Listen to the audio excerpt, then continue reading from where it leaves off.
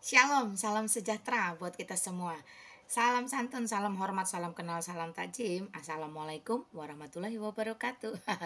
Semangat pagi Indonesia.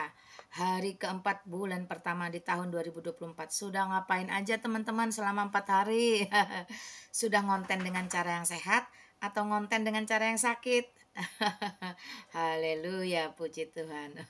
Nah, kali ini Mak Lina Wijaya mau menjawab pertanyaan. Apakah ada pertobatan setelah kematian? Apakah orang mati masih bisa masuk kerajaan surga walaupun dia tidak percaya? Entah dengan cuci-cuci pakai api, pakai air, pakai abu, pakai lendir, bla bla bla bla bla. Apakah orang yang sudah mati masih bisa ada pertobatan? Yuk kita lihat apa yang Alkitab katakan kepada dunia. Bukan apa yang dikatakan manusia, apalagi tradisi gereja. Yuk kita lihat yuk. Nah, Alkitab ini sangat mutakhir. Dia sangat relevan mengikuti zaman sepanjang abad peradaban manusia ada di muka bumi. Wah, luar biasa ya. Jadi di dalam kitab Lukas pasal 16 ayat 19 sampai 31. Wah, panjang juga ya, 19 sampai 31. Nah, perikopnya itu sangat terkenal, teman-teman pasti sudah tahu apa itu orang kaya dan Lazarus yang miskin. Kenapa ditekankan kaya dan miskin? Kenapa orang kaya tidak diberi nama, tetapi Lazarus spesifik diberi namanya, Lazarus yang miskin. Wah, orang kayanya siapa namanya tidak dikenal, Alkitab tidak mencatat. Kenapa tidak dikenal? Kenapa tidak dicatat? Karena orang kaya ini majemuk banyak, teman-teman ya. Ada seorang yang kaya yang selalu berpakaian jubah ungu dan kain halus dan setiap hari ia bersukaria dalam kemewahan. Ada pula seorang pengemis bernama Lazarus, badannya penuh dengan borok, berbaring dekat pintu rumah orang kaya itu. Dan ingin menghilangkan laparnya dengan apa yang jatuh dari meja orang kaya itu. Malahan anjing-anjing datang menjilat boroknya. Kemudian matilah orang miskin itu, lalu dibawa oleh malaikat-malaikat ke pangkuan Abraham. Orang kaya itu juga mati, lalu dikubur. Dari sini kita bisa lihat ya, ketika si Lazarus mati itu diperkatakan malaikat langsung membawanya ke hadapan Abraham. Tetapi orang kaya tidak diceritakan, hanya dikatakan langsung dikubur.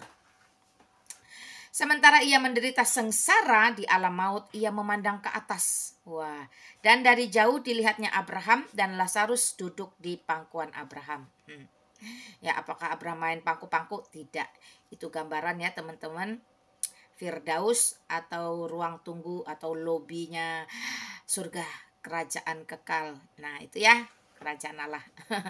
Saya kasih bahasa yang sederhana-sederhana aja.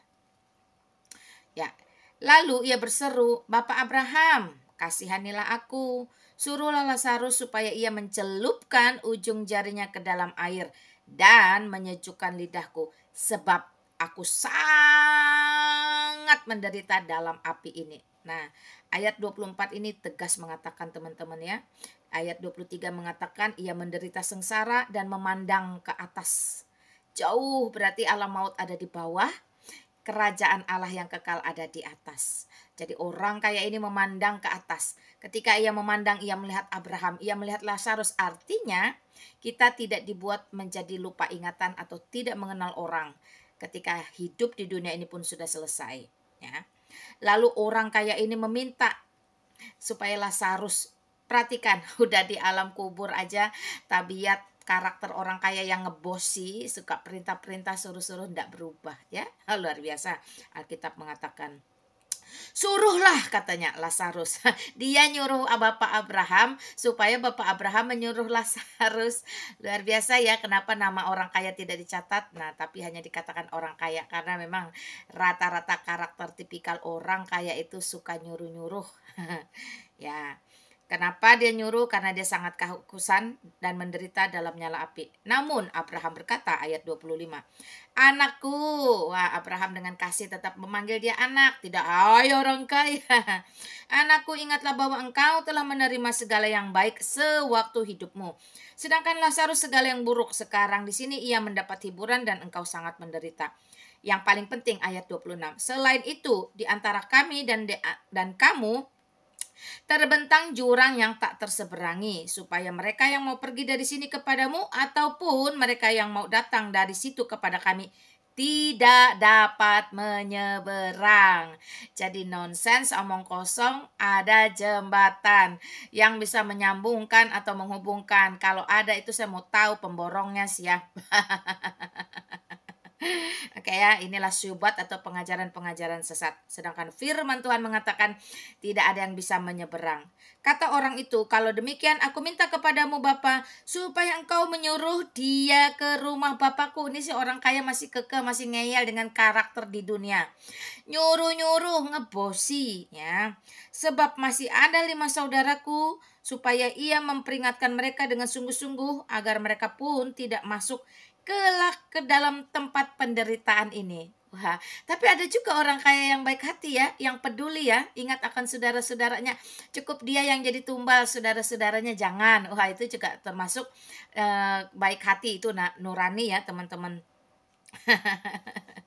Ya. Ya, kita baca lanjut ayat 29. Tetapi kata Abraham, mereka memiliki Musa dan para nabi. Hendaklah mereka mendengarkannya. Jawab orang itu, tidak Bapak Abraham. Tetapi jika ada seorang yang datang dari antara orang mati kepada mereka, mereka akan bertobat. 3 kali dia menampakkan karakter bosinya yang serba menyuruh memerintah. Udah dibilang gak bisa, dia masih enggak bisa, pergi sono. Bahasanya seperti itu ya. Ya, kata Abraham kepadanya, jika mereka tidak mendengarkan Musa dan para nabi, mereka juga tidak akan diyakinkan sekalipun oleh seorang yang bangkit dari antara orang mati. Tegas ya mengatakan, jadi pertobatan itu tidak ada setelah kamu di dunia kematian.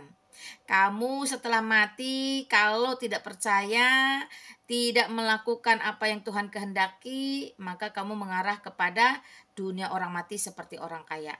Tetapi kamu yang sudah percaya menerima Kristus sebagai Raja, Tuhan, Juru Selamat dalam hidupmu, dengan lidahmu mengaku, dengan hatimu percaya, dengan kelakuanmu mengerjakan perintahnya, maka seperti Lazarus pun engkau akan langsung datang dalam pangkuan Abraham. Nah, lalu perkara dari dunia orang mati ke dunia orang hidup bisa? Enggak, tidak terseberangi. Lalu dari antara dunia orang mati ke dunia orang hidup bisa? Juga enggak. Ya. Tidak ada hubungan lagi antara dunia orang mati dan dunia orang yang masih hidup. Karena Pengkhotbah pasal 9 ayat 5 dan 6 kemarin kita bacakan itu jelas bahwa orang yang sudah mati itu tidak tahu apa-apa lagi ya, tidak ngerti apa-apa lagi dan tidak butuh apa-apa lagi dan tidak akan bisa terhubung dengan apa-apa lagi yang masih ada di bawah matahari. Makanya teman-teman jangan coba-coba mengikuti satu pengajaran yang sesat, yang tidak alkitabiah, yang tidak bersumber dari Alkitab. Oke, bisa jadi dari Alkitab 50%, 50%-nya dia adopt dari yang lain. Nah, itu adalah penyimpangan atau subhat atau pengajaran sesat. Ketika Alkitab dengan ketat, dengan tegas, dengan jelas mengatakan orang dari dunia mati dengan dunia hidup tidak tersambung, maka stop berharap kamu bisa bulak-balik kayak setrikaan dari sono ke sini, sini ke sono. Nonsense. Ketika Alkitab mengatakan dunia orang mati dengan dunia orang hidup pun tidak terkonek lagi, stop berdoa untuk orang mati. Stop berpikir berharap leha-leha saja di dunia, toh nanti di dunia orang mati ada penyucian, ada pertobatan, bla bla bla bla bla. Semua omong kosong penyimpangan itu sudah dibantah oleh Alkitab sendiri. Alkitab satu-satunya sumber kebenaran dan kehidupan. Jadikanlah dia menjadi pedomanmu yang utama. Jangan dibumbui, jangan ditambah-tambahi, karena firman Tuhan tidak bisa dibandingkan dengan apapun.